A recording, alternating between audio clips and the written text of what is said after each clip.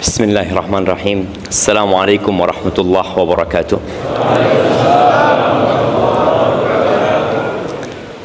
Ana lihat yang bagian depan ini sudah baru bangun tidur.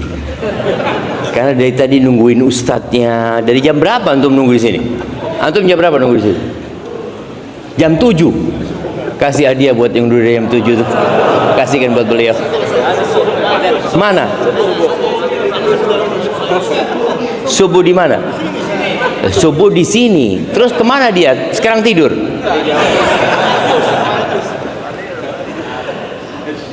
Wallah jemaah, semoga capeknya antum, lelahnya antum jadi pahala.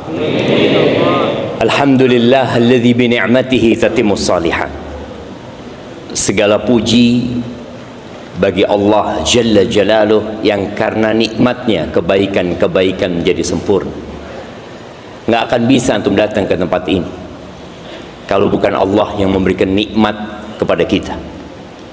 Maka semoga kita menjadi hamba yang pandai bersyukur, tidak seperti kacang yang lupa sama kulitnya, tidak seperti Qarun yang ketika diperintahkan Allahu ilaik wala tabghi la yuhibbul mufsidin. Apa kata Qarun? Sebabkan ilmu yang dimiliki olehnya atau diberikan kepadanya. Akhirnya sampai hari ini Qarun menjadi pelajaran untuk siapa saja yang hidup. Kalau antum menemukan harta tersembunyi, apa kata antum? Harta karun. Ada, bukan harta Qarun. Qarun bersama hartanya sudah diazab. Allahumma salli wa sallim ala abdika wa rasulika sayyidina wa maulana Muhammadin wa ala alihi wa ashabihi ajma'in.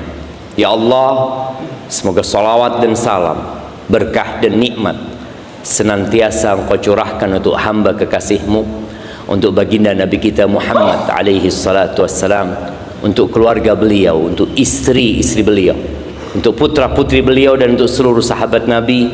Semoga Allah meridhai kita bersama mereka. Amma ba'd.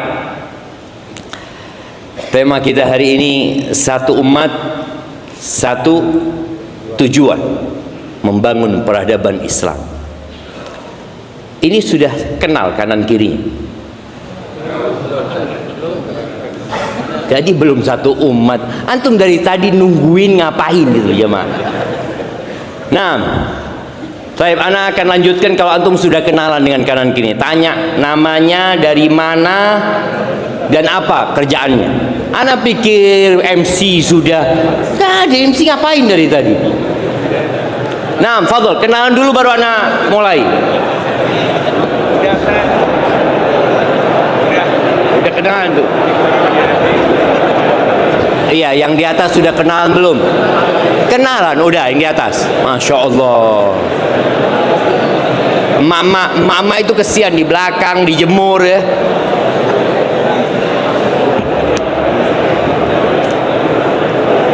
Udah kenal sama beliau?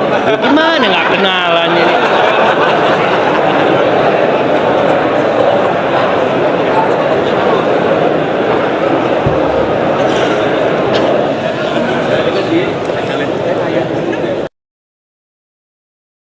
Mereka sudah belum juga. Astagfirullah. Jadi MC ini harus training dulu ini. Iya, karena anak pikir anak datang udah semangat semua, ternyata enggak. Anak datang udah, ini kursi tolong diganti ya. Nah, anak naikin turun dia. Masa tahu pani. Ya, kudu sabar kita di sini jamaah ya. Kudu sabar.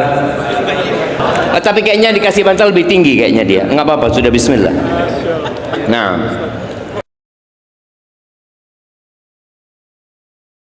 Tidur ustadznya ini jamaah. Jamaah rahimakumullah. Gimana kita mau membangun peradaban ketika ternyata kita secara fisik bersama, tapi kadangkala secara hati kita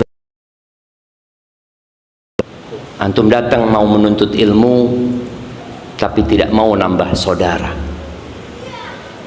Akhirnya muncul pertanyaan-pertanyaan yang sejatinya antum sendiri yang seharusnya menjawabnya. Kenapa kok ana dikucilkan di masyarakat? Kenapa keluarga ana setelah ana belajar dan mengaji seakan-akan ana asing di tengah-tengah mereka? Terbukti antum datang ke tempat ini, la assalamualaikum, wala ngobrol ya. Seakan-akan hanya antum yang akan masuk surga. Lihat kanan kayaknya ahlun nar ini. Boleh jadi teman antum itu masuk surga lebih dulu daripada antum. Dan boleh jadi dia punya hak memberikan syafaat kepada antum. Tapi antum nggak mau ambil itu. Gimana kita mau membangun peradaban bersama? Di rumah Allah kita nggak bersama. Di rumah Allah Azza wa Jalla. Apalagi di tempat lain. Kita kalau melihat kondisi umat Islam yang bercerai-berai, saudara-saudara kita dibantai di Palestina, 2 miliar umat Islam nggak bisa berbuat apa-apa. Ya ada usaha yang dilakukan, tapi tidak maksimal. Gimana kita mau membantu mereka, sedangkan kita tidak membantu diri kita sendiri? Setiap kali kita naik pesawat, pramugari selalu menyampaikan, apabila terjadi kondisi darurat, emergensi, kemudian yang namanya masker itu, masker oksigen itu turun, siapa yang seharusnya memakai duluan? Ketika antum bersama saudara antum atau anak antum, siapa? Bapaknya dulu yang pakai. Selamatkan dirimu terlebih dahulu, baru selamatkan orang lain. Bagaimana kita hendak menyelamatkan saudara-saudara kita di Palestina, sedangkan kita belum menyelamatkan diri kita sendiri? Betapa banyak umat Islam yang mengekor kepada peradaban-peradaban non-muslim, bangga dengan peradaban mereka. Dulu Hollywood, Ana ingat di tahun 97 ada seorang perempuan mahasiswi dari Australia yang mengadakan kajian penelitian di Jakarta. Dia ingin tahu media yang ada di Indonesia ini sebenarnya mengarahkan bangsa Indonesia kemana.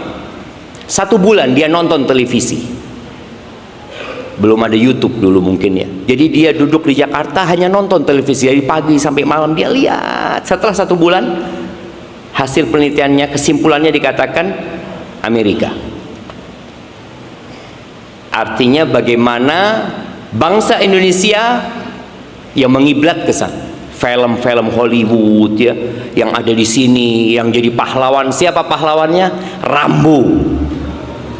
Setelah Rambo, Komando, Rocky ya. Habis gitu siapa lagi? Muncul Superman, Spiderman, Avenger itu yang jadi pahlawan. Jadi kiblatnya kita ke mereka. Tapi mungkin di masa itu juga ada sedikit goyangan dari Bollywood, India. Jadi yang mau, anak ingat dulu anak punya misanan ngomong, kalau anak itu sudah sering nonton film India, itu biasanya dia fall in love, dia lagi jatuh cinta tuh, jadi yang ditonton India. Baik, 2020 ke atas Amerika mulai tergeserkan. Siapa penggantinya sekarang? Korea. Kita ini gimana mau membangun peradaban kita, sedangkan otak kita diisi Amerika, ditambahin Bollywood, sekarang diganti sama Korea. Itu yang jadi kiblatnya. Kalau orang beli baju, kadang-kala tertulis di sana baju Korea. Kok bisa ya? Sampai ada yang namanya kue jamaah. Kue itu banyak di Jawa Barat ya, Bogor ini juga. Yang bulat isinya kacang, isinya apa? Mochi. Itu mochi dibilang makanan Korea laris jamaah. Ana pernah bawa ke rumah. Ana ngomong sama abah, ini makanan Korea bah. Orang kepingin jamaah. Subhanallah. Sekali lagi, gimana kita akan memimpin di depan sedangkan kita jadi ekor di belakang? La tattabi'unna sanana man kana qablakum hadwal qudhati bil qudhah. Kata Nabi alaihi salatu wasalam, kalian benar-benar akan mengikuti gaya ajaran orang-orang sebelum kalian, sama persis seperti antum tahu bulunya busur, bulunya panah itu harus ditimbang, sama persis. Shibron bi shibrin, sejengkal ya sejengkal kita ikutin. Hasta kita ngikutin satu hasta. Hatta law dakhalu juhra, sampai bob kalian akan masuk. Dan itu yang terjadi dengan, maka ahibati fillah, mengekor tidak akan memberikan kebanggaan di dalam diri setiap muslim menjadi muslim. Allah Azza wa Jalla berfirman di surat Al-Anbiya ayat 92, ummatukum ummatan wahidah wa ana rabbukum.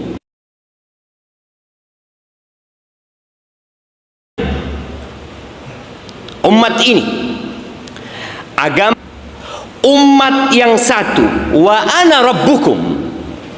Kata Allah,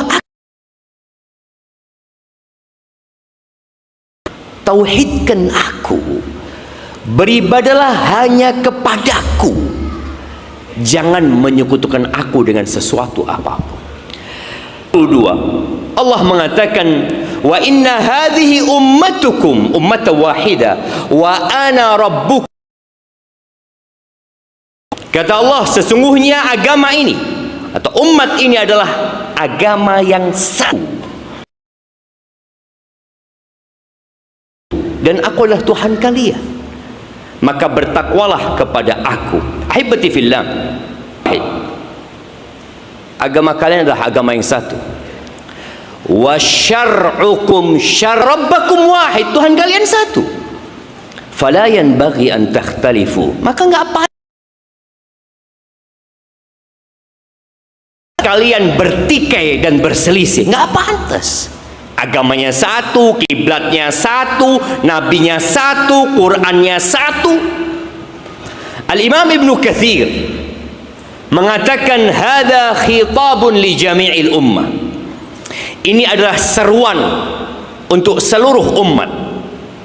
Apapun bajunya, apapun kopiah yang dipakainya, dimanapun dia tinggal, ini seruan untuk seluruh umat. Yukhbiruhum anna dinahum wahid. Allah ngasih tahu mereka bahwa agama mereka satu. Wa nabiyuhum wahid, nabi mereka satu. Wa rabbuhum wahid, Tuhan mereka satu. Wa kitabuhum wahid, kitab mereka satu. Terus fajtami'u alaihi wa la takhtalifu, kalian berkumpul di atas agama ini. Jangan. Ketika Nabi kita Muhammad alaihi salatu wasallam berdakwah di kota Makkah, inti dakwah beliau adalah la ilaha illallah. Belum turun kewajiban sholat kecuali di akhir tahun sebelum hijrahnya Nabi alaihi salatu wassalam. Puasa belum wajib. Ummul Mukminin Khadijah sampai meninggal dunia nggak pakai jilbab, karena syariat jilbab belum turun. Khamr masih diminum oleh para sahabat karena memang belum diharamkan. Judi masih ada. Setelah hijrah ke kota Madinah baru turun syariat-syariat yang lain. Dikuatkan tauhid. Para ulama mengatakan kalimatut tauhid qabla tauhidil kalimah. Kalimatut tauhid qabla tauhidil kalimah. Kalimat tauhid yang harus ditanamkan terlebih dahulu sebelum ajakan untuk bersatu. nggak bakalan bersatu ketika mereka tidak bertauhid kepada Allah Azza wa Jal. Maka beliau berangkat ke pasar-pasar, beliau berangkat ke tempat-tempatnya qabilah, mengatakan kepada mereka, qulu la ilaha illallah, katakan la ilaha illallah tuflihu, kalian akan selamat, kalian akan beruntung. Apakah bangsa Arab sulit bagi mereka untuk mengatakan la ilaha illallah yang mereka sejak lahir sudah berbahasa Arab? Abu Jahal fasih berbahasa Arab, Umayyah bin Khalaf, tapi mereka nggak mau mengatakan.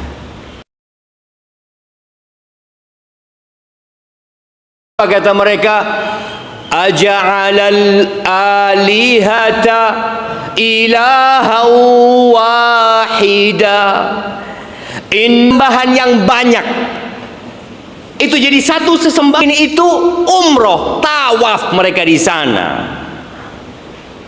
Ada 360 berhala di sana. Tapi mereka kalau ditanya siapa pencipta langit dan bumi, jawaban mereka apa? Allah. Wala in sa'altahum man khalaqas samawati wal ard, kalau kau tanyakan kepada mereka siapa pencipta langit dan bumi, Allah jawaban mereka. Tapi mereka menolak. Bahkan mereka menganggap Rasul sallallahu alaihi wasallam orang gila. Sampai mereka menyeru Nabi sallallahu alaihi wasallam dengan seruan yang menyakitkan hati.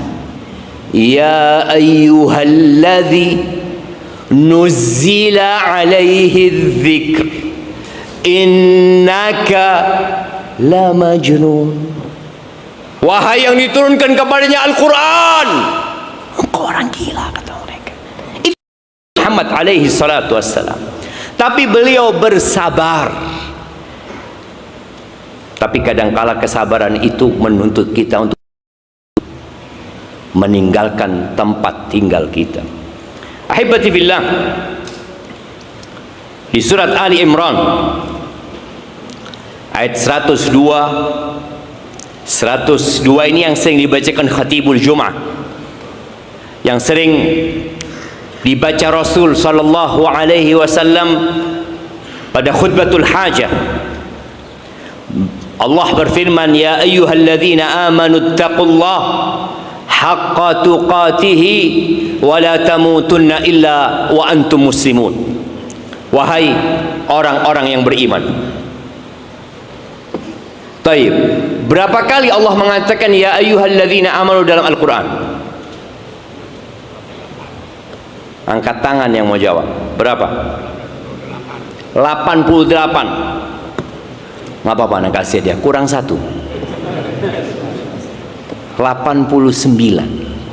Barak 89. Gimana kita mau membangun peradaban? Kita dipanggil sama Allah, nggak tahu berapa kali dipanggil. Antum dipanggil loh sama Allah. Kenapa Allah sering manggil orang-orang beriman? Karena manusia itu diciptakan suka. Innal mu'min mufattanan nasiyan idza dzukira dzakar. Mukmin itu diciptakan memang untuk difitnah, diuji. Iya, dia suka berbuat dosa ya, tapi dia suka tobat. Kalau diingatkan dia ingat. Sebagian berkata, Ustaz, ana setelah hadir kajian biasanya iman naik, Ustaz. Berapa hari? 2,5 hari Ustaz. Nah, karena ujian itu datang, maka kita harus baca Quran lagi. Kalau antum nggak bisa hadir kajian, baca kitabullah ini. Inna hadzal Qur'an yahdi lillati hiya aqwam. Ini Quran menunjukkan kepada jalan yang paling lurus. Orang banyak membuat teori-teori, konsep-konsep. Nih Quran. Kalau ingin cepat maju hidup, baca Quran. Allah katakan, ya ayyuhalladzina amanu taqullaha haqqa tuqatih, wahai orang-orang beriman, bertakwalah kepada Allah dengan sebenar-benarnya takwa. Takwa itu taat dan tidak durhaka. Takwa itu bersyukur dan tidak kufur. Takwa itu mengingat Allah selalu dan tidak melupakannya. Lalu Allah katakan, wala tamutunna illa wa antum muslimun. Kalian jangan mati kecuali dalam kondisi Islam. Adakah yang menjamin kita mati dalam kondisi Islam? Nggak ada. Lahir Islam, kebanyakan ini kita Islamnya keturunan. Alhamdulillah, bapak ibu kita Muslim, sehingga kita tumbuh besar menjadi Muslim. Tapi mati dalam kondisi Islam itu adalah taufik minallah tabaraka ta'ala, yang membutuhkan perjuangan. Lalu Allah katakan di ayat selanjutnya, wa'tasimu bihablillahi jami'an wa la tafarraqu. Kalian berpegang teguhlah dengan tali Allah Azza wa Jal, dengan Al-Quranul Azim, dengan agama Islam ini semuanya. Jangan berpecah belah. Orang-orang Yahudi dan Nasrani nggak suka kita bersatu, dan setan juga nggak suka. Orang-orang munafik lebih nggak suka lagi. Makanya di kota Madinah setelah hijrahnya Nabi SAW, pernah ada satu Yahudi, Syasi bin Qais kalau nggak salah namanya. Dia melihat orang-orang Ansor. Orang-orang Ansor itu terdiri dari dua kabilah. Apa nama dua kabilah? Nah, Aus dan Khazraj. Masya Allah, kasihkan ke beliau. Aus dan Khazraj. Aus dan Khazraj ini kakak beradik. Ribut terus, perang sampai ke anak cucunya, sampai ke cicitnya. Terakhir peperangan mereka itu Yaum Bu'ath, 3 tahun sebelum hijrahnya Nabi SAW. Itu pemimpin mereka tewas jemaah. Yang menang Aus. Ketika orang-orang ini sudah masuk Islam, selesai. Innamal mu'minuna ikhwah. Orang-orang beriman itu bersaudara. Al-muslim akhul muslim. Muslim itu saudara buat muslim lainnya. Syas Yahudi ini, subhanallah ya, Rasulullah SAW itu sudah hidup berdampingan dengan bangsa Yahudi. Jadi kalau ada yang ngomong toleransi, maka contoh toleransi yang paling benar adalah toleransinya Rasulullah SAW bersama para sahabatnya ketika hidup bersama orang-orang Yahudi. Rasulullah SAW tahu Yahudi nggak suka dengan beliau. Ini orang-orang Aus Khazraj ngobrol, ketawa-ketawa, senang, sudah nggak ada ribut lagi. Karena mereka jadi saudara. Allah katakan fa'asbahtum. Ana lanjutkan ayatnya, wadhkuru ni'matallah 'alaikum id kuntum a'da'an fa'alafa baina qulubikum fa'asbahtum bi ni'matihi ikhwana. Ingat nikmat Allah kepada kalian. Kalian dulu saling bermusuhan. Kemudian Allah lembutkan hati kalian sehingga kalian jadi saudara dengan nikmat Allah Azza wa Jalla. Yahudi ini nggak suka umat Islam itu damai. Makanya mereka selalu berusaha untuk meninggalkan api dalam sekam. Penjajah-penjajah yang menjajah negeri kita, ingat, dia tinggalkan buat kita Timur Timur. Inggris ketika menjajah Al-Hind was-Sind, India dan Pakistan, dia tinggalkan di sana Kashmir untuk jadi bahan yang memecah belah umat di sana. Subhanallah, kembali kepada cerita Syas ini, dia datang kepada salah satu budaknya. Dia mengatakan, engkau berangkatlah kumpul sama orang-orang Islam itu. Coba engkau senandungkan syair-syair tentang peperangan Bu'ath. Jadi medianya orang Arab itu asy-syi'r. Karena syair itu mudah untuk dihafal. Kalau medianya sekarang itu IG, TikTok, apalagi ya teman-temannya itu, dulu medianya itu adalah syair. Dikatakan syair diwanul Arab. Maka utusan orang Yahudi ini mulai menyenandungkan ucapan-ucapan syair-syair mereka, menyebut tokoh-tokoh mereka yang terbunuh. Ribut dua kabilah ini jemaah. Akhirnya mereka saling membalas syair itu, sampai mengomongkan, kalau engkau mau kita balas hari ini, kata dia. Oh siap.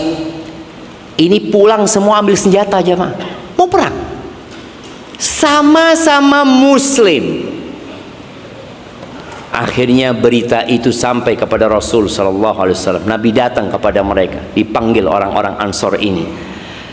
Abi da'wal jahiliyah wa ana baina adhhurikum. Da'uha fa innaha muntina. Apa dengan seruan-seruan jahiliyah? Sedangkan aku berada di tengah-tengah kalian. Kalian seperti ini gitu. Fanatik kepada kelompok, fanatik kepada kabilah, kepada suku, sekte. Aku ada di antara kalian. Tinggalkan seruan-seruan itu. Itu busuk, kata Nabi SAW. Akhirnya sadar orang-orang Ansor. Mereka akhirnya berpelukan, saling meminta maaf. Kejadian lainnya, ada seorang muhajiri yang memukul salah satu orang Ansor. Biasa, ribut itu biasa, terjadi gesekan, kadang-kala kemudian orang berantem. Tapi jangan sampai hal itu menyebabkan perpecahan. Perselisihan terjadi, tapi jangan sampai membuat perpecahan dan pertikaian. Ini ketika ada orang muhajirin, satu orang muhajir ribut sama satu orang Ansor, Rasul munafiqin. Siapa pemimpin orang-orang munafik yang ada di kota Madinah? Nah, Masya Allah, fadal, barakallahu fikum. Namanya Abdullah. Pemimpinnya orang munafik ini namanya Abdullah bin Ubay bin Abi Salul. Bayangkan jamaah, namanya Abdullah.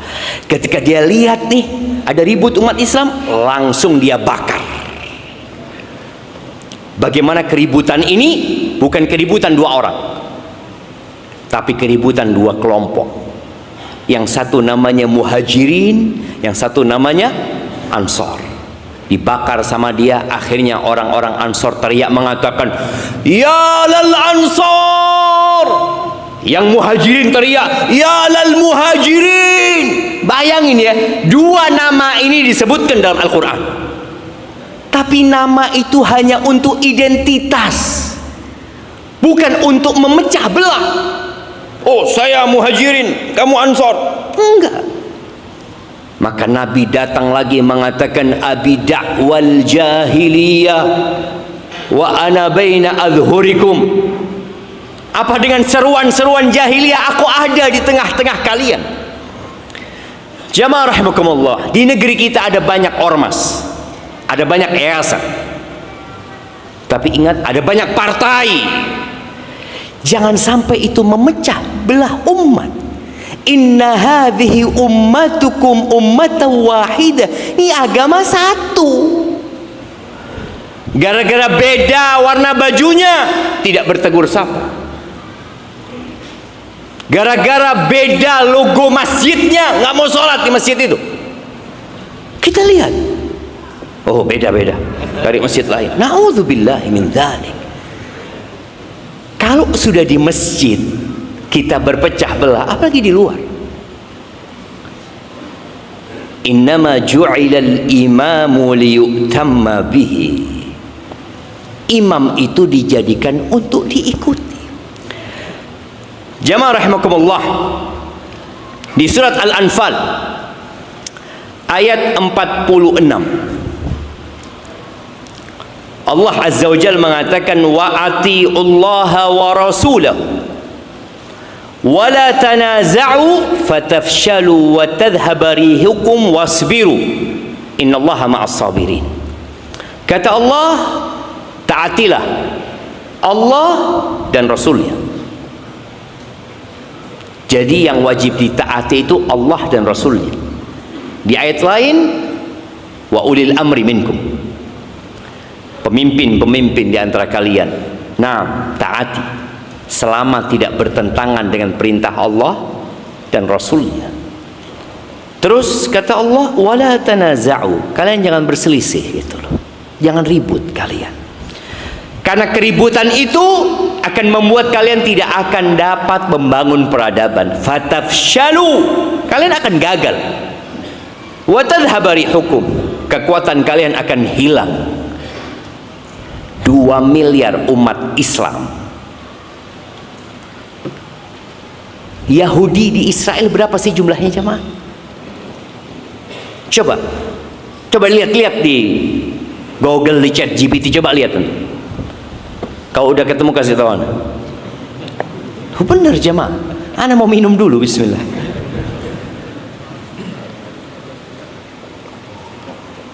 Berapa? 15 juta. Hanya 15 juta. Muslim 2 miliar.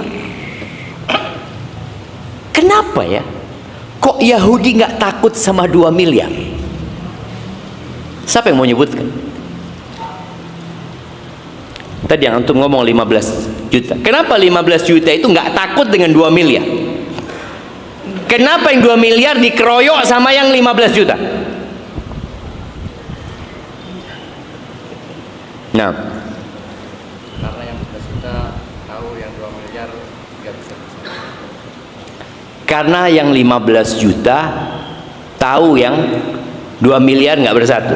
Oh, boleh jadi. Bismillah, fadhal. Nah, iya jemaah. Tadi udah dibicarakan bahwa Yahudi itu nggak suka dengan persatuan umat Islam. Mereka berusaha untuk memecah belah umat Islam ini karena keributan itu akan membuat mereka aman, membuat mereka aman sentosa. Dan umat Islam tidak akan pernah bersatu. Bangsa Arab itu nggak pernah bersatu kecuali setelah datangnya Islam. Antum tahu di Mekah itu nggak ada presiden dulu jemaah. Di Mekah itu nggak ada gubernur. Di saat Rasul Shallallahu Alaihi Wasallam 13 tahun di kota Mekah nggak ada gubernur, nggak ada bupati, nggak ada kepala desa. Sistem kepemimpinan di situ qabilah.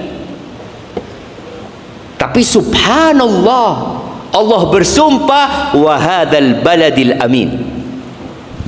Ini negeri yang aman. Padahal seharusnya kalau nggak ada pemimpinnya ribut terus. Tapi Mekah itu kayak gitu.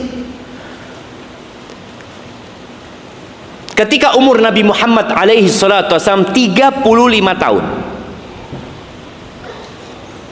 terjadi renovasi Ka'bah. Yang kemudian selesai renovasi, bangunan sudah tinggi, waktunya peletakan Hajar Aswad, ribut mereka. Setiap kabilah ingin dia yang meletakkan Hajar Aswad. Karena mereka memang suka berbangga-banggaan dengan nasab mereka. Jadi kalau habis haji, dulu bangsa Arab tuh kalau habis haji, orang-orang jahiliyah itu mereka berangkat ke Muzdalifah, mereka di sana cerita-cerita tentang bapakku, nenek moyangku yang melakukan ini, cerita seperti itu jemaah. Kalau sampai peletakan Hajar Aswad ini dilakukan oleh salah satu kabilah, itu akan jadi kehormatan buat mereka sepanjang hidup. Maka mereka nggak mau itu. 3 hari 3 malam bersih tegang di depan Ka'bah, di depan Hajar Aswad. Sampai beberapa suku itu sudah ngambil satu wadah darah. Mereka sudah meletakkan tangannya di darah situ. siap mati kalau ada yang berani nyentuh Hajar Aswad. Setelah 3 malam mulai reda jemaah emosi mereka. Sampai kapan kita kayak gini gitu loh, nggak ada solusi. Akhirnya salah satu tokoh Quraisy ya, Abu Umayyah. Abu Umayyah ini bapaknya Ummu Salamah, istri Nabi Muhammad SAW. Dia mengatakan, kalau kalian jadikan orang yang pertama masuk dari pintu itu, pintu menuju masjid, dikatakan pintu Bani Syaibah, menjadi penengah di antara kita. Kata mereka, oke, siap. Sebelum Anda lanjutkan ceritanya, kenapa di dalam syariat Islam ada kesempatan untuk tidak bertegur sapa hanya 3 hari 3 malam? Karena cukup sakit hati, emosi itu cukup 3 hari. La yahjurul muslim akhahu fauqa thalath.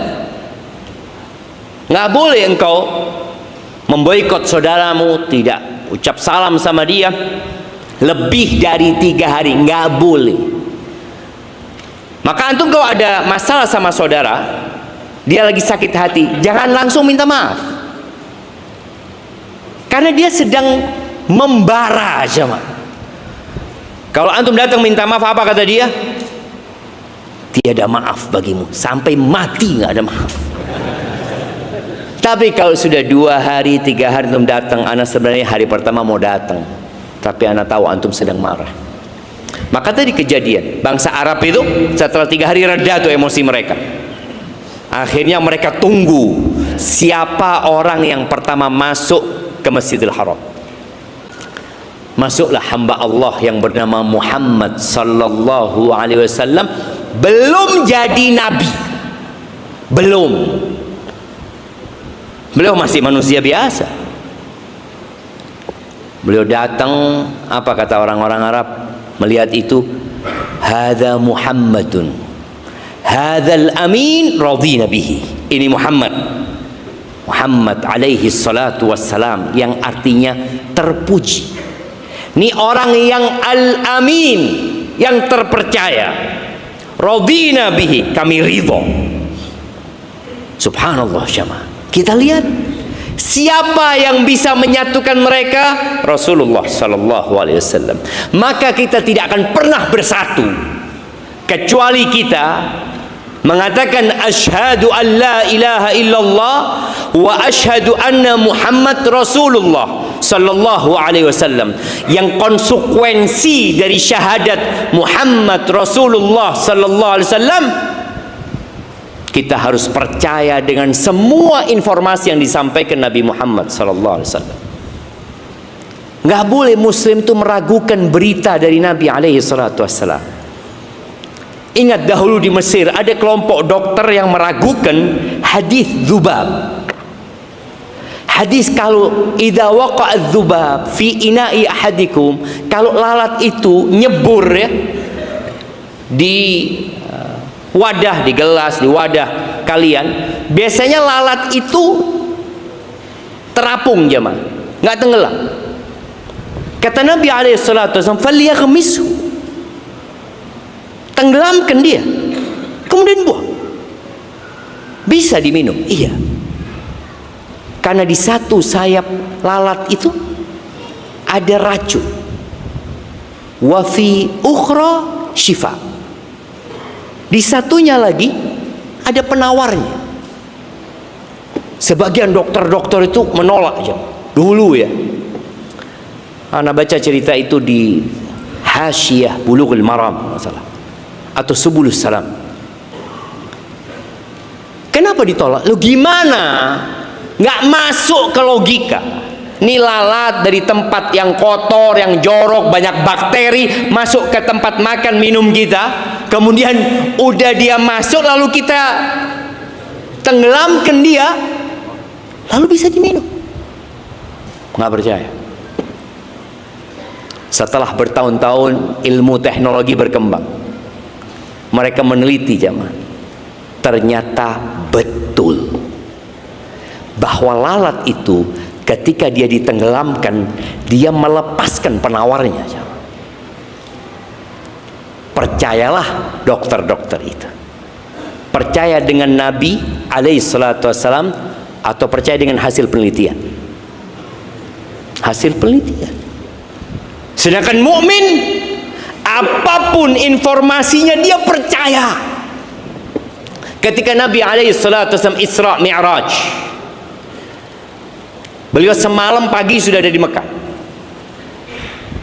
Nabi duduk alaihi salatu wassalam termenung.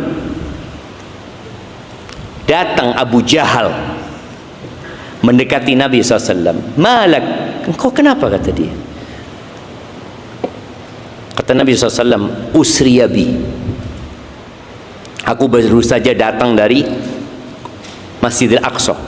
Nggak cerita Mi'rajnya jemaah, karena kalau Mi'rajnya berat lagi dia untuk menerima. Tapi yang bisa diukur Isra, karena dari Masjidil Haram ke Masjidil Aqsa bangsa Quraisy biasa ke sana.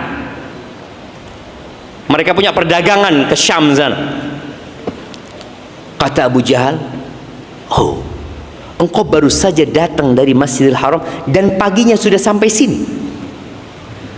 Iya, kata dia. Kata Abu Jahal, kesempatan nih, kesempatan.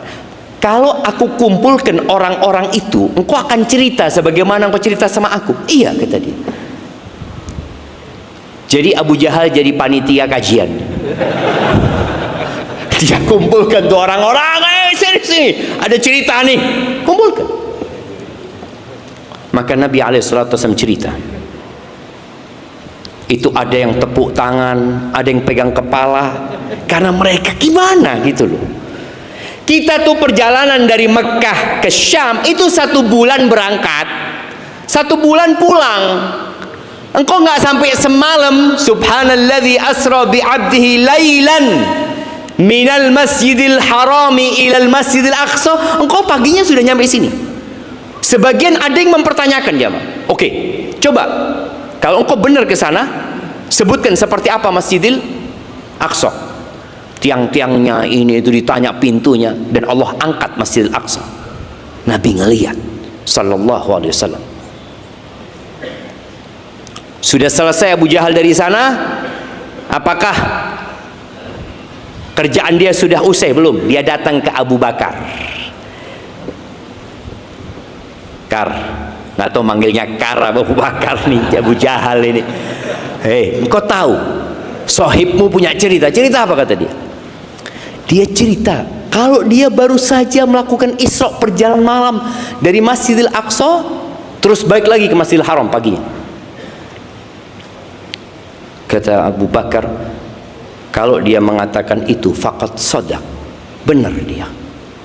Kata Abu Jahal, Abu Bakar, pakai akalmu, kata dia. Bagaimana mungkin, kata dia. Kata Abu Bakar, aku percaya dengan berita langit yang datang pagi dan sore. Apalagi cuma ke Masjidil Aqsa, langit tuh. Maka sejak itu disebut Abu Bakar As-Siddiq. Di sini konsekuensi ketika antum mengatakan asyhadu anna Muhammadar Rasulullah, itu harus percaya dengan semua informasi, asalkan hadisnya sahih.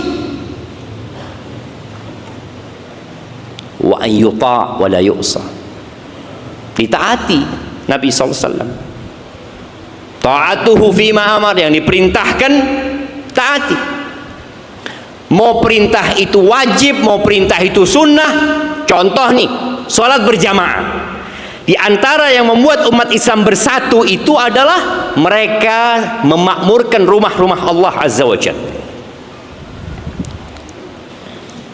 Loh Ustaz, sholat berjamaah ini ada khilaf di antara para ulama, Ustaz. Ada yang mengatakan wajib, ada yang mengatakan fardu kifayah, ada yang mengatakan sunnah muakkadah.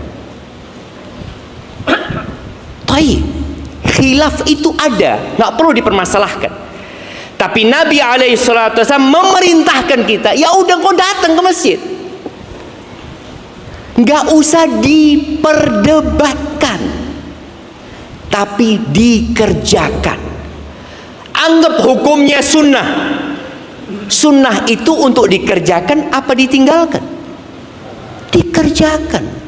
Sebagian orang kalau dikatakan sunnah, oh iya kan cuma sunnah. Kalau dikatakan makruh, ya kan cuma makruh Ustaz, belum sampai haram. Jadi yang sunnah ditinggalkan, yang makruh dikerjakan. Abdullah bin Mas'ud radhiyallahu ta'ala pernah mengatakan, Inna lillahi sunanal huda.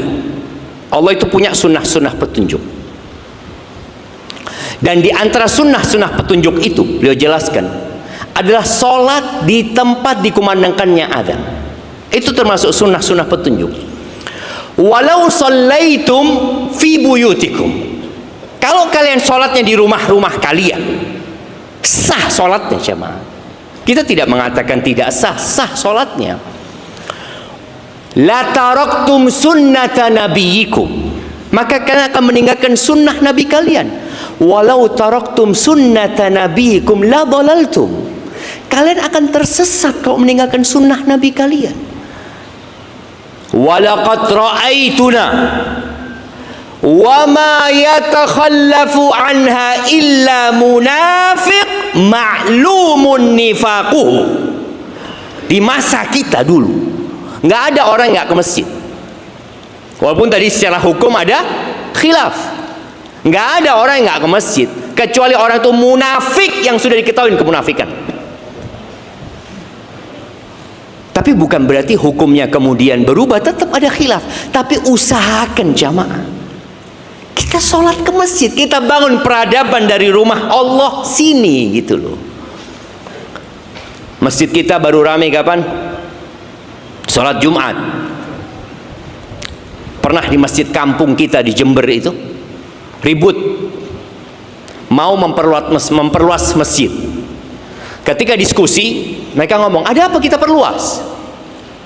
Kita zuhur, asar, maghrib, isya, subuh satu sof. Lu iya, kalau Jumatan sudah meluber keluar. Oh Jumatan, suruh bawa sejadah mereka sama payung di luar sana.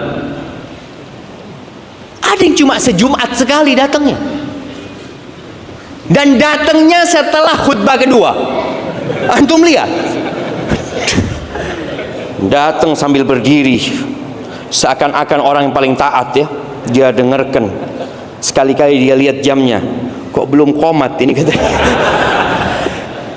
Jadi orang yang terakhir datang ke masjid, yang pertama pulang.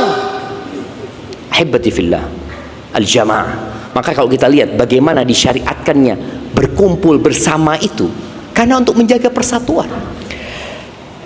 Maka ketika terjadi pertikaian, kekuatan akan hilang, dan Allah memerintahkan kita untuk bersabar. Ahibati fillah. Jadi membangun sebuah peradaban itu dibutuhkan ilmu. Tapi ilmu nggak cukup kalau nggak diamalkan. Antum jangan banyak dalilnya. Oh, anda tahu dalilnya. Qala Allah Ta'ala, qala Rasul. Diamalkan? Belum. Ya. Ilmu itu baru akan bermanfaat ketika diamalkan. Makanya pertanyaan kelak pada hari kiamat bukan pertanyaan berapa banyak ilmu antum, tapi yang ditanya adalah an ilmihi madza amila bihi, tentang ilmunya dipakai buat apa. Tapi setelah berilmu beramal, maka dibutuhkan kebersamaan, gotong royong jamaah membangun peradaban. Tapi kalau yang satu membangun, yang satu menghancurkan, kapan akan selesai bangunan peradaban ini? Sampai orang Arab mengatakan, mata yablughul bunyanu yawman tamamahu idza kunta tabni wa ghairuka yahdumu.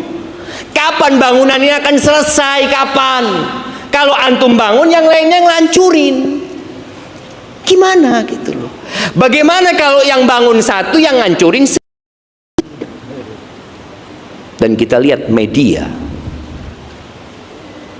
ustadz itu 2 menit ya, yang nonton 1000. Nah, artis bikin konten, yang nonton 2 juta. Padahal nih konten cuma pakai kaos kaki jemaah. Ini artis cuma pakai kaos kaki baru di syuting, yang nonton 2 juta. Ustaz ceramah sampai keringetan ya, 1000 yang nonton. Subhanallah. Maka ini menjadi tantangan. Pernah menyampaikan sebuah pesan tentang apa yang miliar manusia tidak mampu berbuat apa-apa, saudaranya dibantai.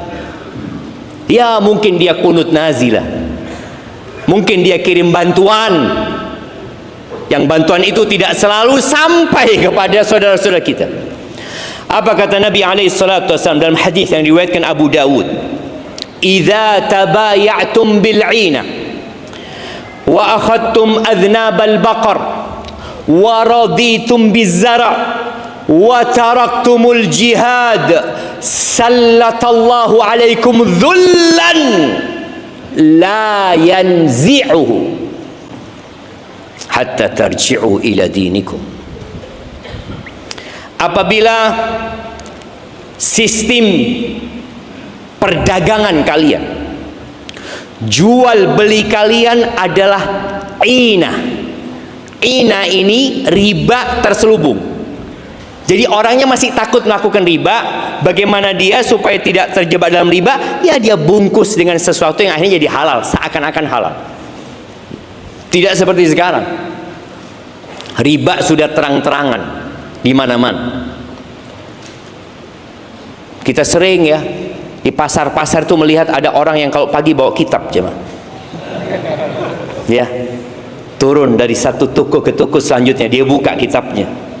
Lalu dia bacakan tagihan hari ini sekian, tanda tangan ya atau apa aja, dan itu dianggap lumrah, biasa.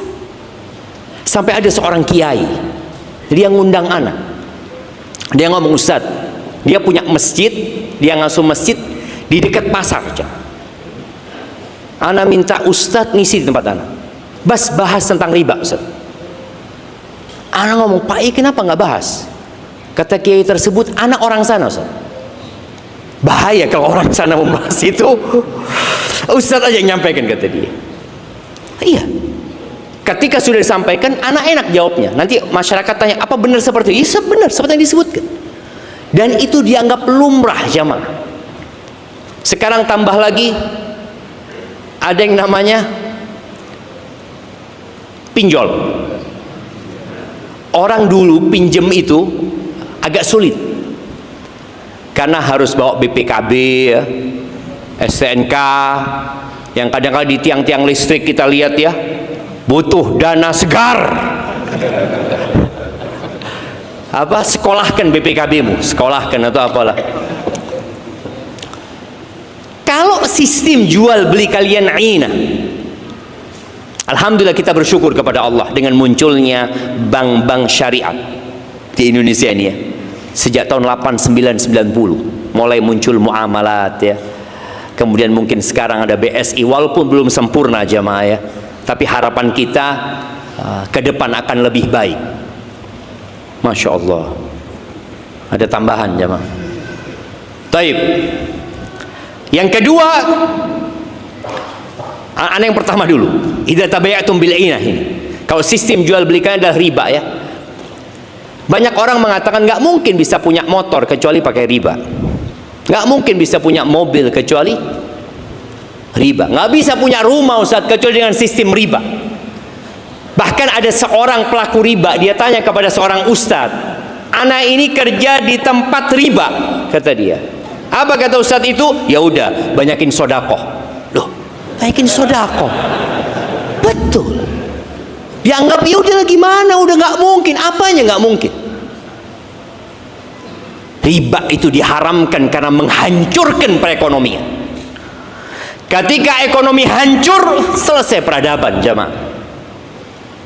Motor itu kalau nggak ada BBM-nya, sebagus apapun nggak akan gerak.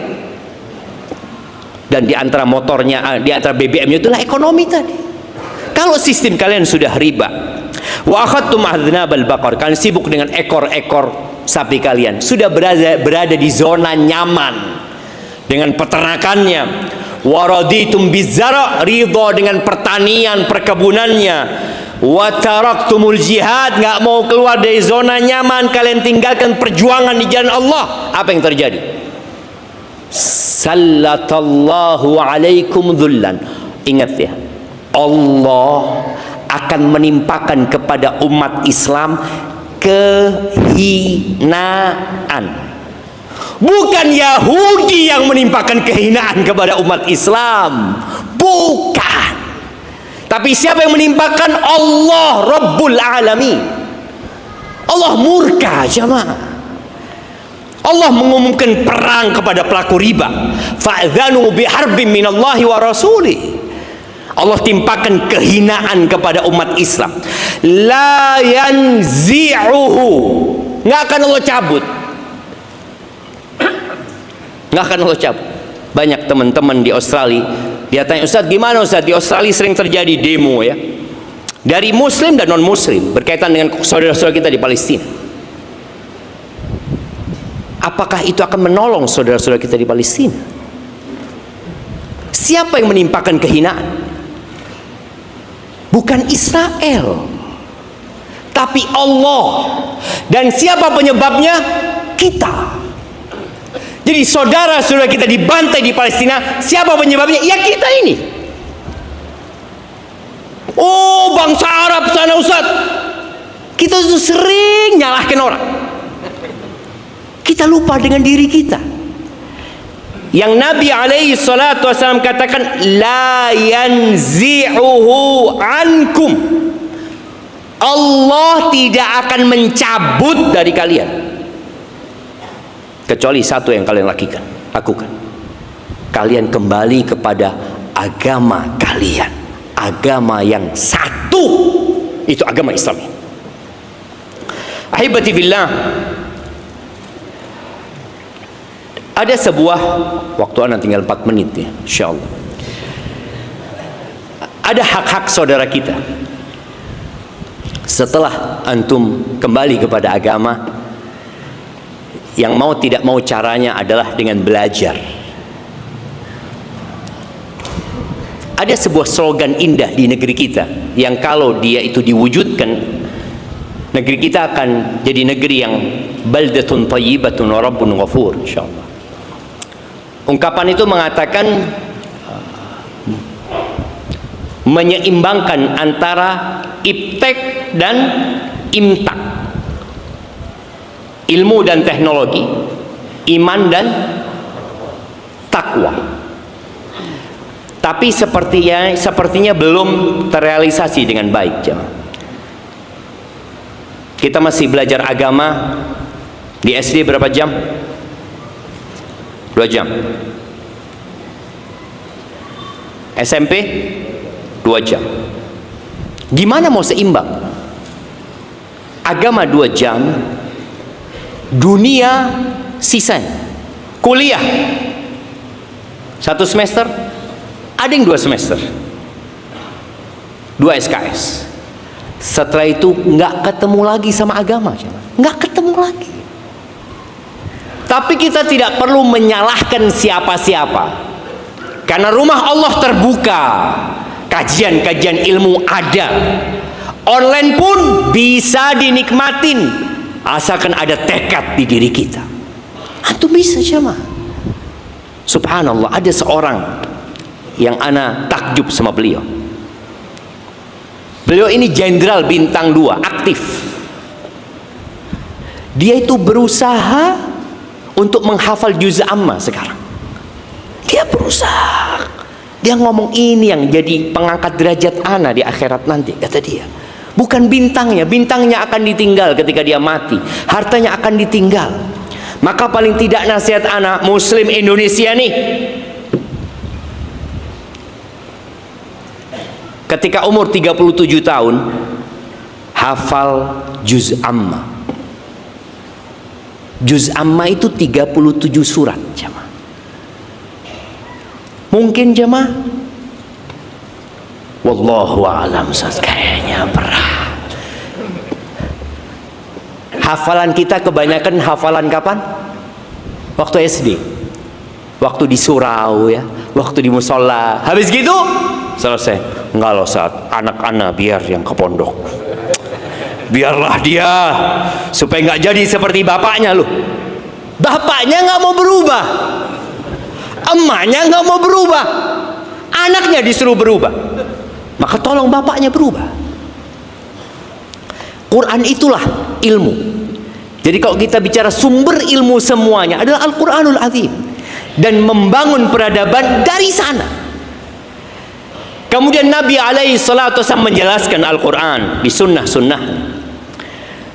Dalam hadis yang diriwayatkan Imam Muslim, Rasul sallallahu alaihi wasallam menyebutkan hakul muslim 'alal muslimi sit. Hak muslim atas muslim lainnya itu ada 6. Sebutkan. Nah, itu angkat tangan duluan. Idza laqitahu fasallim alaih. Kalau jumpa ucapkan salam. Antum tadi ketemu yang kanan salam. Oh, alhamdulillah. Kedua, kalau diundang jawab. Yang ketiga, kalau dimintai nasihat kasih nasihat. Kalau bersin kemudian memuji Allah, katakan yarhamukallah. Yang kelima, kalau sakit besuk dia. Yang keenam, kalau dia meninggal ikutin jenazahnya. Masya Allah, barakallahu fikum, jazakallah khair. Tuh jamaah 6 diamalkan. Iya, itu yang terjadi. Kita belum memandang persaudaraan Islam itu universal semuanya jamaah. Kopinya seperti apa saudara sama kita. Kadang kalau pulang dari masjid, kalau kenal assalamualaikum, nggak kenal nggak ada. Sampai ngambil sandal bareng di sana nggak ada salah, karena dianggap bukan saudara. Yang saudara itu sama-sama jenggotan. Oh saudara, assalamualaikum, insyaallah. Nggak ada jenggotnya, kayaknya ahlul bid'ah. Wallah jemaah, nggak boleh, nggak boleh. Innamal mu'minuna ikhwah. Kadang-kadang kita punya rizki, kita mau bagi. Kita di perumahan nomor 10 itu kita kenal, sama-sama sholat di masjid sama kita. Ketika kita punya hadiah, yang paling berhak mendapatkan siapa? Yang paling dekat rumahnya. Ini enggak, kita berangkat ke nomor 10 karena satu golongan sama kita. Ahibbati fillah, innamal mu'minuna ikhwah. Tolong 6 hak itu berikan, dan antum akan rasakan indahnya Islam. Ketika antum masuk ke perumahan antum, antum naik mobil, turunkan kaca mobil antum, ucapkan assalamualaikum, assalamualaikum. Ketika naik motor dengan helm lalat, tahu helm lalat antum itu yang nggak kelihatan siapa-siapa, antum buka gitu loh, supaya kelihatan assalamualaikum sama orang-orang itu. Ucapkan salam, tebarkan salam. Kata Nabi alaihi salatu wasallam, la tadkhulul jannah hatta tu'minu. Kalian nggak bakal masuk surga kecuali kalian beriman. Itu syarat mutlak masuk surga, iman. Wala tu'minu hatta tahabbu. Dan kalian tidak akan mencapai tingkat iman sampai kalian saling mencintai. Afala adullukum ala syai'in idza fa'altumuhu tahabbtum. Kalian mau nggak aku kasih tahu sebuah amalan yang kalau kalian lakukan kalian akan saling mencintai? Afsyus salam bainakum. Tebarkan salam jemaah. Maka mulai saat ini tolong hak-hak saudara kita dijaga. Yang sakit ditanya masjid mamanya atau teman, mana fulan, nggak ada, kunjungin dia ke rumah aja. Itu mungkin dapat Anda sampaikan. Sebenarnya masih panjang cerita membangun peradaban ini, tapi intinya kita perlu membangunnya di atas tauhid. Ingat, kalimatut tauhid qabla tauhidil kalimah. Tauhid dulu dibenarkan sebelum menyatukan umat. Yang kedua, dengan ilmu dan amal, tentunya mengikuti sunnah Rasul sallallahu alaihi wasallam. Dan diantara konsekuensi dari syahadat Muhammad Rasulullah SAW adalah beribadah dengan cara Nabi Muhammad alaihi salatu wasallam. Ingat, jangan sampai antum salat duhur 7 rakaat karena mengatakan ana mau menebus dosa-dosa ana. Nggak bisa. Salat duhur tetap 4 rakaat. Atau karena kajian kita selesai setengah 12, gimana kalau kita sholat zuhur? Jemaah. Nggak bisa jemaah. Sholat zuhur nunggu masuk waktu zuhur. Kemudian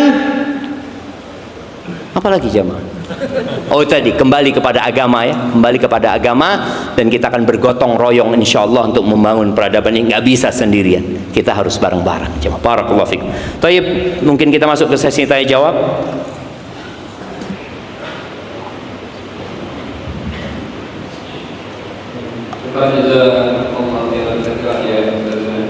Alhamdulillah kita masuk ke sesi tanya jawab. Untuk sebelumnya mungkin Ustaz perlu media agar saya sedikit dulu sesuai tadi alhamdulillah. Masya Allah. Refresh Ustaz. Tafadhal. Kasih kopi apa mereka, atau kasih fulus mereka, insya Allah bangun semuanya. Tafadhal ikhwan, sekarang menghadap ke kanan tangan kita. Ini boleh menghadap ke kanan kita. Kita mau pilih sejenak. Begini ya. Agar lebih mempersatukan begitu. Nah, enggak, udah ngantuk tadi. Iya mah, antum disuruh nggak nurut gitu. Ngadep kanan, ngadep kanan nih. Oke, ngadep kanan, ngadep sana semua. Ngadep kanan. Biar nggak kesemutan kaki antum. Yang begitu Ustaz. Oh aman. Jazakallah khair Ustaz.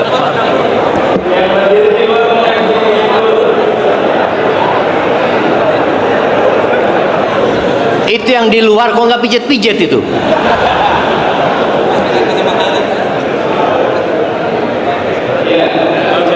Sekarang gantian.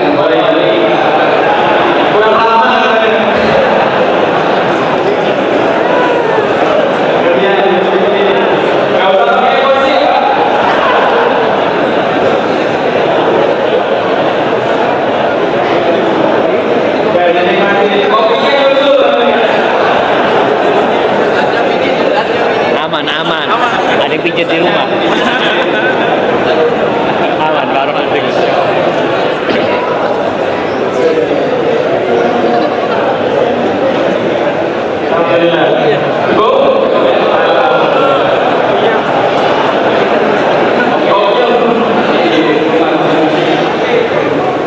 Habis ini ngeliwat barang. Baik.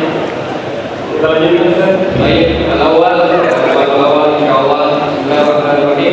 Jangan yang sulit-sulit ya. Itu enggak sulit. Iya, kita nggak bisa jawab Ustadznya. Ustaz. Ada pertanyaan? Afwan Ustaz, indi soal apa langkah nyata yang dapat dilakukan pemuda Islam hari ini dalam mewujudkan peradaban Islam? Syukran warahmatullahi wabarakatuh. Masya Allah, barakallahu fikum. Iya, segera menikah. Sahih. Buat para pemuda dulu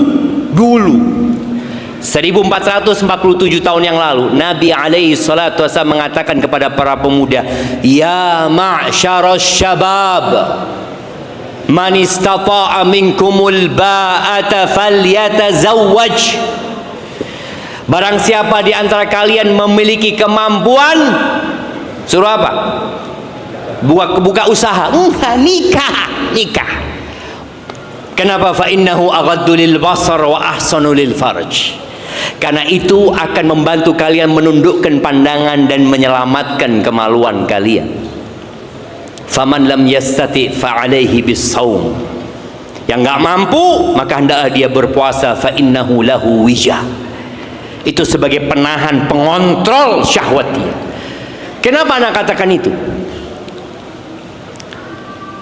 Pemuda-pemuda sekarang dihadapkan dengan fitnah yang mungkin tidak pernah dilihat oleh para sahabat Nabi. Tidak pernah mereka melihat fitnah itu. Lalu semakin tahun umur pernikahan itu di negeri kita semakin dituakan, dan anda rasa pemerintah itu memiliki pertimbangan. Dulu lulus SMP itu sudah bisa kawin, jemaah. Betul. Udah kerja, pegawai negeri dulu itu lulusan SD. Nggak harus lulus S1, S2, nggak ada. Lulus SD udah kerja. Lulus SMP kerja. Karena sekarang tujuan anak-anak sekolah apa?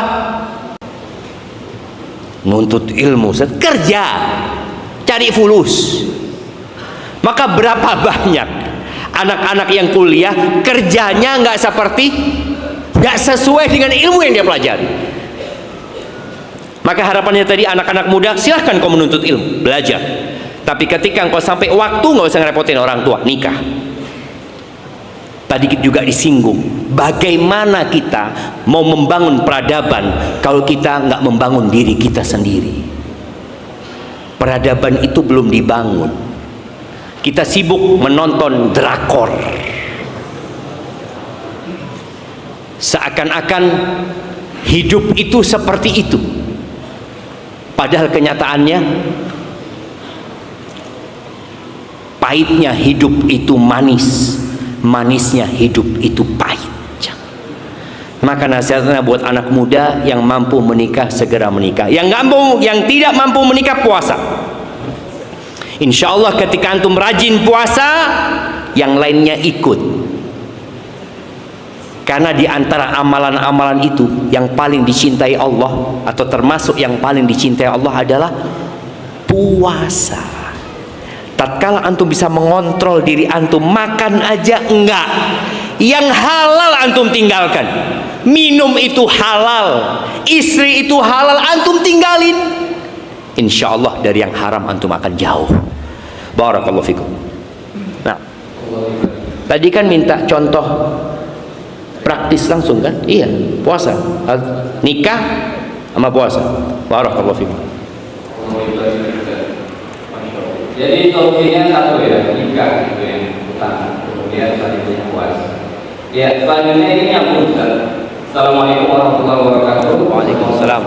Semoga Allah senantiasa menjaga Ustaz dan memanjangkan umur Ustaz di atas keberkahan dan ketaatan. Apa Ustaz ini bertanya, bagaimana membangun peradaban di lingkungan keluarga, terutama seperti anak yang baru menikah di tanggal 10 Muharram kemarin? Benarkah dalam mendidik anak itu tidak disarankan dimasukkan ke pondok sejak dini dari sekolah dasar?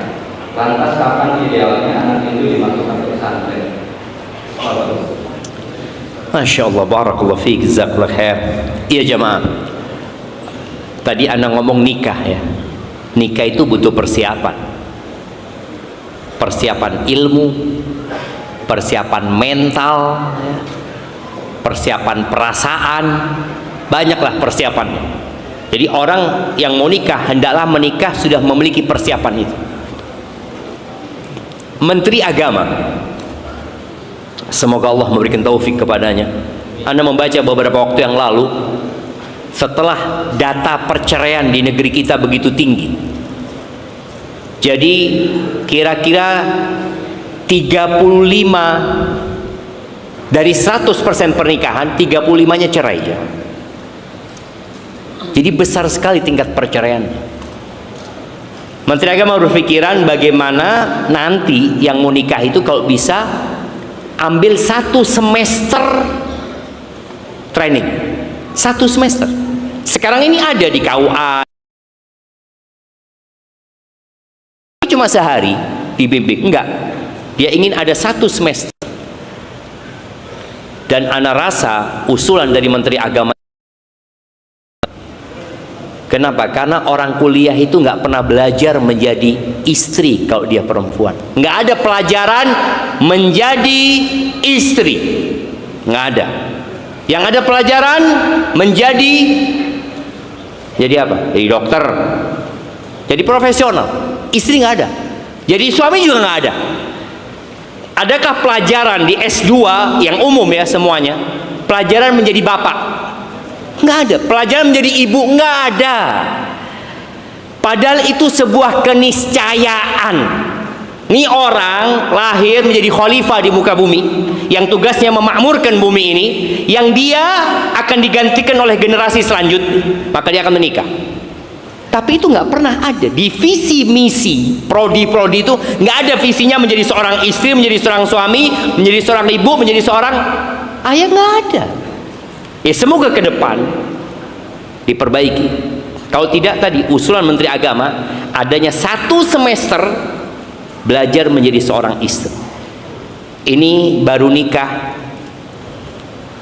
tanggal 10 Muharram. Asyura itu.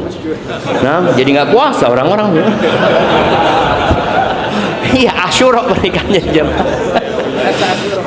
Nah, barakallahu fiik. Jadi antum sudah memikirkan mendidik anak ya.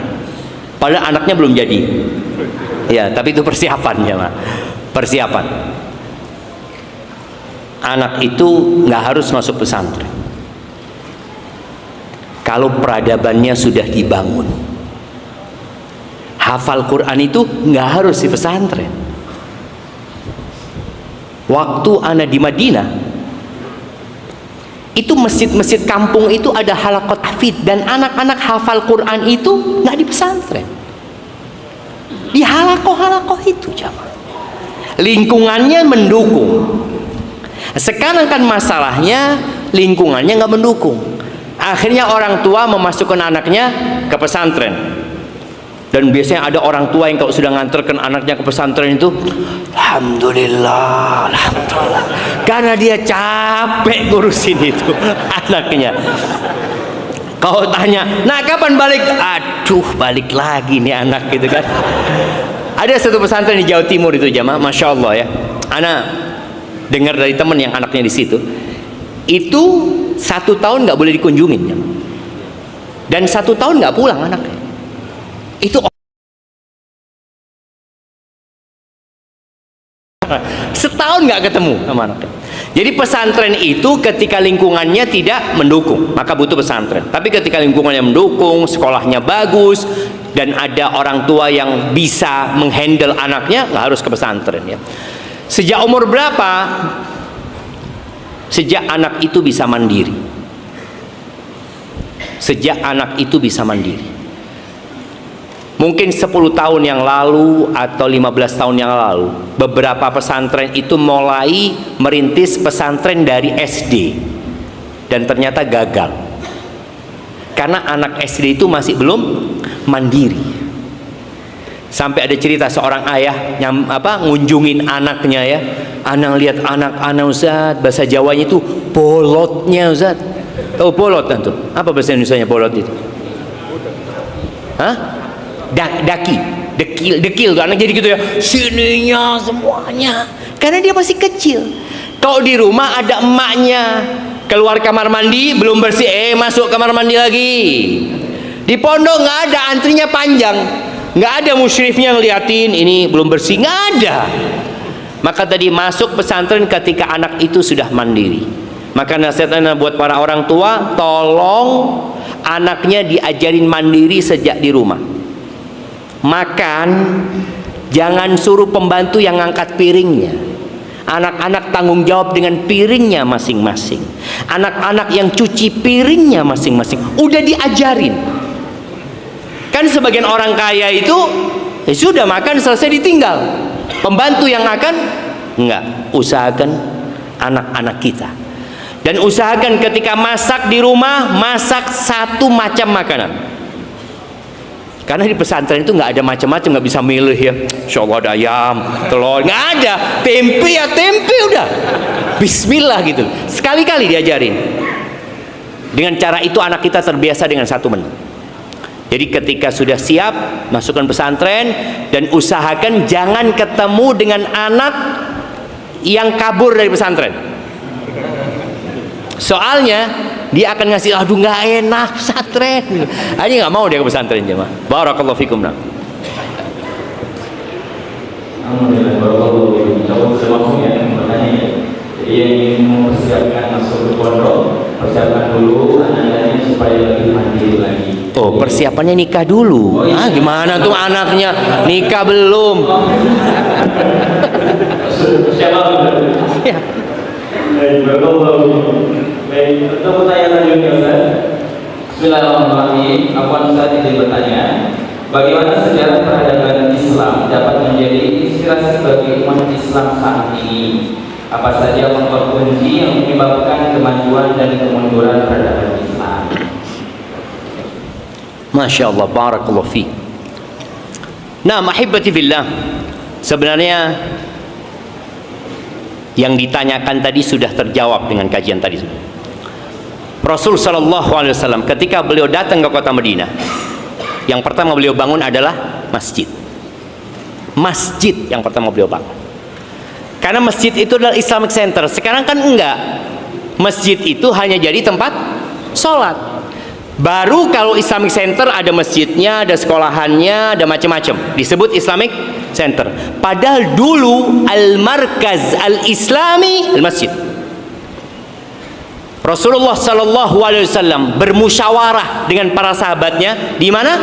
Di masjid. Ada tawanan perang, di mana diikat? Di masjid.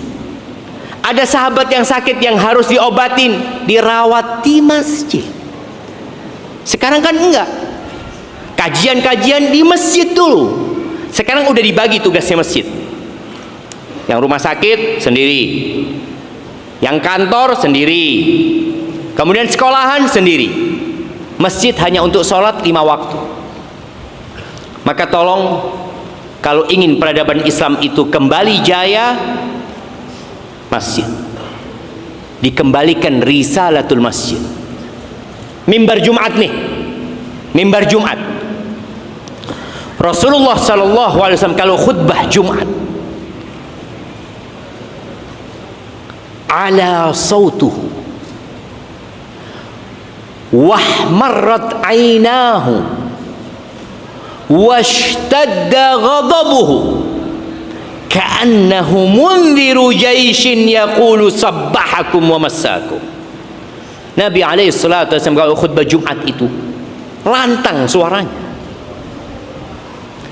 merah matanya, tinggi amarahnya, seakan-akan beliau sedang mempersiapkan pasukan perang yang dikatakan musuh akan menyerang kalian di pagi hari atau di sore hari.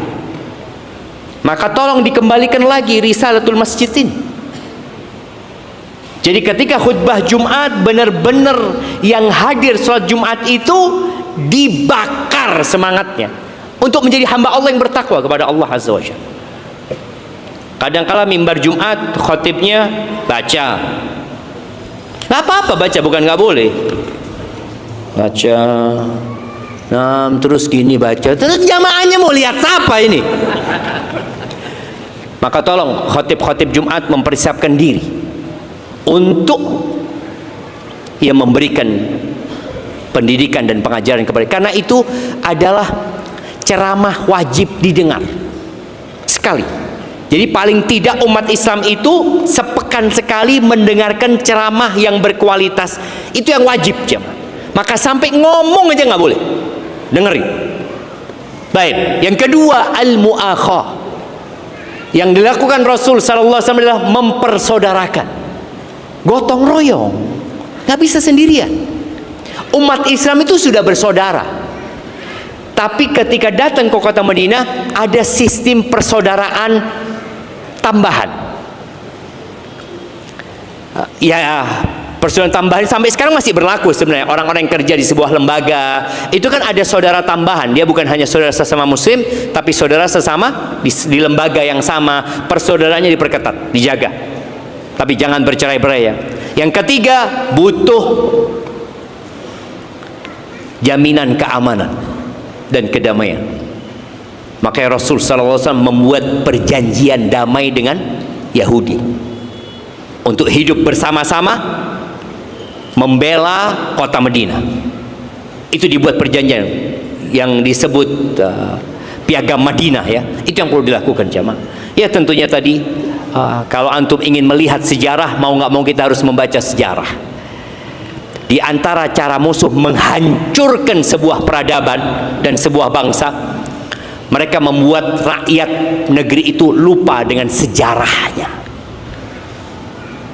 Nah, yang pakai baju hijau, ya, kapan perang Uhud? Perang Uhud kapan? Nah, lupa. Yang depannya. Kapan perang Uhud? Nah, tahun ketiga Hijriah. Masya Allah, kasihkan hadiahnya jamaah. Masya Allah, tahun ketiga Hijriah. Tadi tatkala kita lupa dengan sejarah kita, selesai. Cicitnya Nabi kita Muhammad alaihi salatu wassalam, yang namanya Ali ibn Husain ibn Ali ibn Abi Talib, yang dikenal dengan Ali Zainal Abidin, perhiasannya orang-orang yang ahli ibadah. Apa kata dia? Kunna nu'allam maghaziyan Nabi sallallahu alaihi wasallam kama nu'allamu surata minal Quran. Kita dulu diajarin, dididik peperangan Rasulullah sallallahu alaihi wasallam seperti diajari surat dalam Al-Quran.